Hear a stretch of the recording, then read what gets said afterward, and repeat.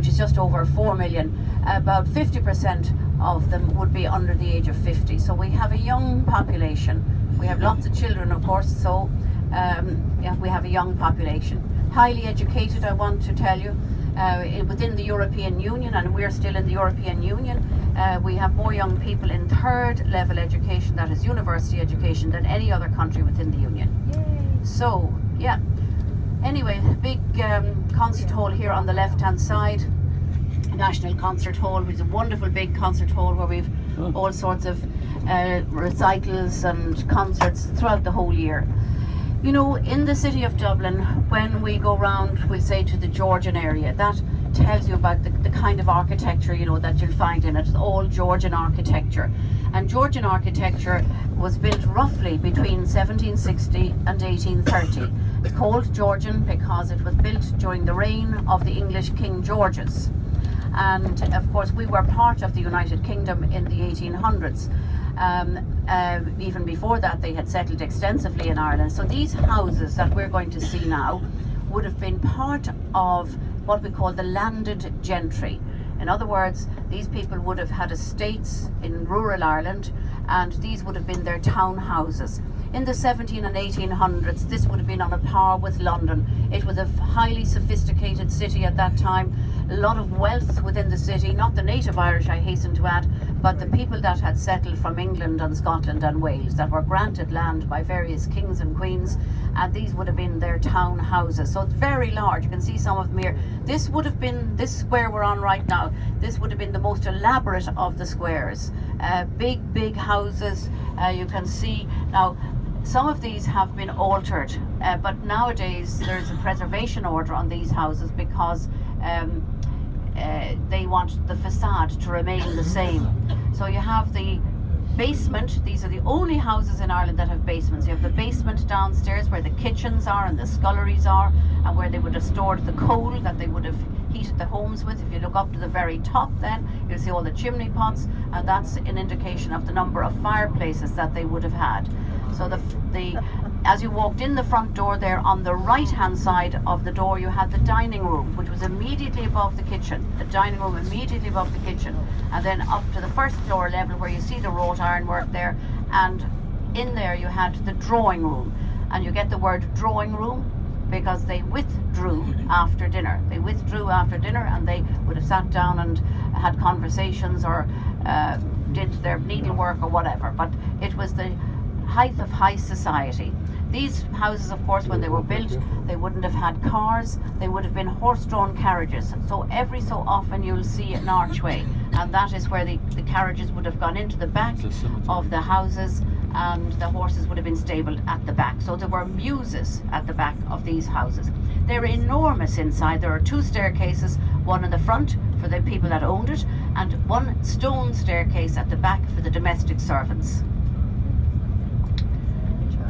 So now we're going to, are we going round here? Yeah, okay, we're going round here to the left. This is a really important area now that we're going into, because you're going to see a lot of different buildings. The first big large building you see coming up on the left hand side, these are government offices, government buildings, these big buildings with the Doric columns on the left hand side.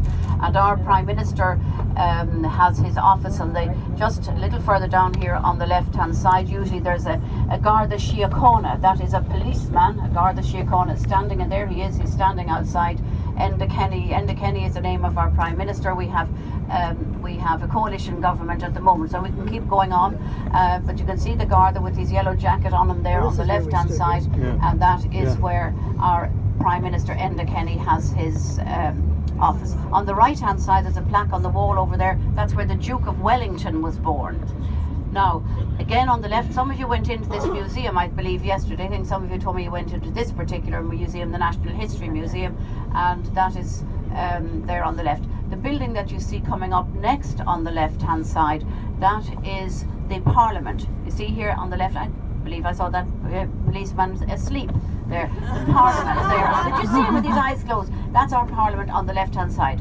It's called Leinster House, Leinster House. And this is the National Gallery on the left-hand side also. They've been doing a lot of renovation work on that, but you know, this is a beautiful gallery.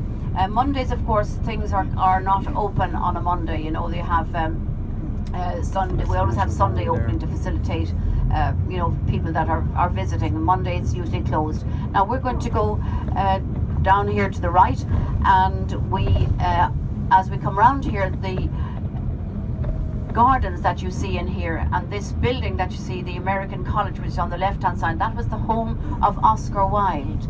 The great writer. Of course, in Ireland we have had so many great writers, you'll be hearing about them during the course of our tour. So Oscar Wilde, he was from a well-to-do family. His father was an eye surgeon and his mother was a poetess called Esperanza. And there's an image of him just in the gardens over here on the right. So as we turn to the right, I want you to look at the houses. They are very deceptive. They are very large inside. And you just try and imagine what it would have been like. The people that lived in these would have been extremely wealthy. They would have drawn water from the wells in the garden. They did not have running water in these houses when these were built. They wouldn't have had electricity, they didn't have running water. So the water had to be drawn from the wells that would have been in where the park now is. So you can imagine if you were a domestic servant, you would have had to go and gather the water, you would have had to bring it up to the bathroom. So it wasn't an easy life for the people that were working in these houses. All of the features really are the same. You have the little fan light above the door, and you should have 12 panes of glass. But when we became independent way back in the 1920s, this legacy of the British settling in Ireland we didn't appreciate, and so a lot of these houses became dilapidated. There are some squares that don't look really that well anymore, particularly on the north side of the city. But as time went by, of course, things changed, and we now appreciate all of this type of architecture. So all of this is Georgian architecture. I want you to look at the lampposts. And of course they're very symbolic because you can see there's a shamrock on the top. Do you see the shamrock up there? Yeah. And that of course is the shamrock that we wear on St. Patrick's Day, the feast of St. Patrick, the 17th of March, which we celebrate, and which indeed you celebrate in the United States. So my mother, whenever we were working away from home on St. Patrick's Day, she would make sure that there was a box with shamrock in it sent to wherever we were so that we could wear it with great pride on our lapels. So, Georgian squares. We're going to go down here now onto what's known as the Georgian Mile, and I'm going to take you in then. I want to go into the other square patch. Down there, yeah. So we'll turn right and we'll go down along, and it's known as the Georgian Mile. And most of the architecture is Georgian, but before the preservation order was put on these buildings, we did have one big disaster, which I'll point out to you. Big hospital there on the left, that is a maternity hospital. It's called Hollow Street Hospital. Nearly an accident there. This man cutting right across in front, he's on the phone, cutting right across in front of, in front of another car there. Can you all understand my accent? Yes. That's great. You have an accent? No, I don't have an accent really, but it's nice if people can understand me, yeah. What accent? Exactly.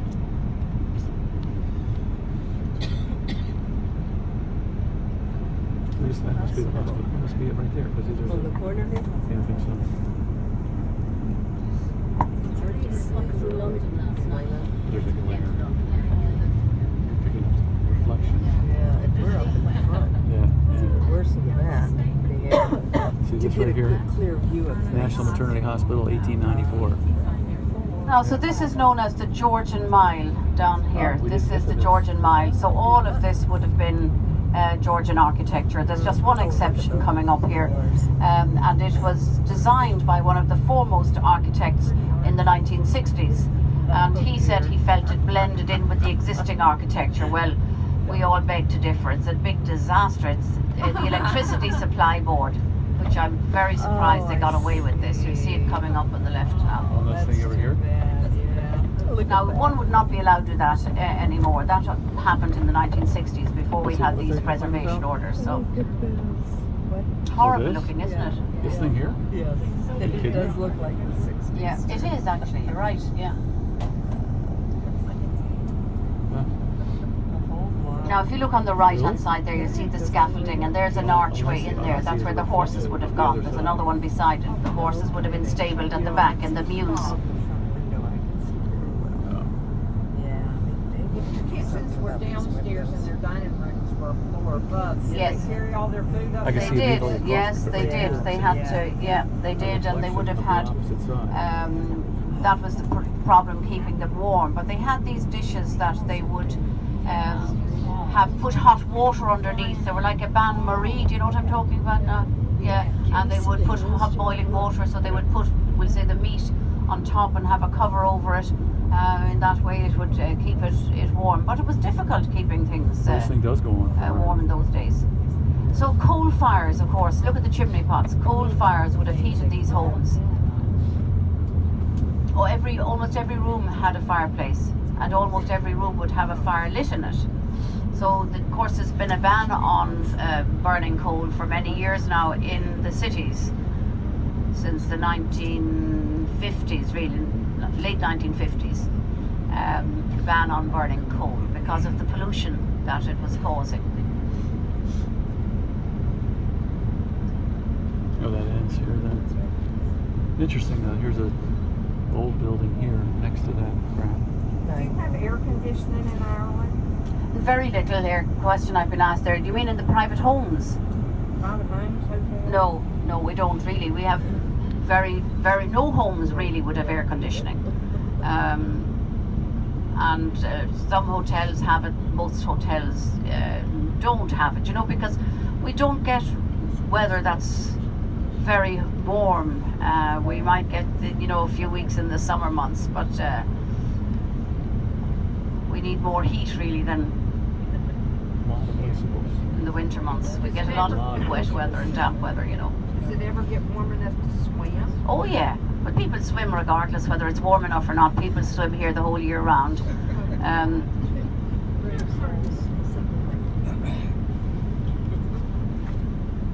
think so.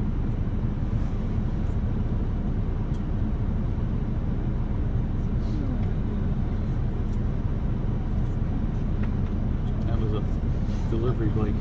Had a big basket on the front. Obey the traffic too. This guy waited for the signal. That's exactly what I'm about. Not true in America. This is Fitzwilliam Street, Upper Fitzwilliam Street. Now we're going to take a right turn down here, and I want to point out one house. You're going to ask Pat to just pull in if we can, so I can just tell you a little bit about it. I want you to look at the doors now. The doors, they're all different colours, and they have the fan lights above them, and the steps going up to them. The houses are all the same design.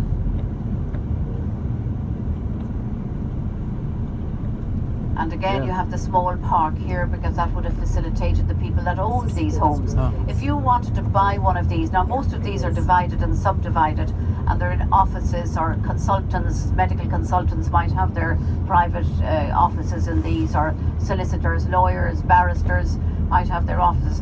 There are one or two that are privately owned. If you wanted to buy one now in the recession that we're in, you'd probably pay 7 or 8 million for one.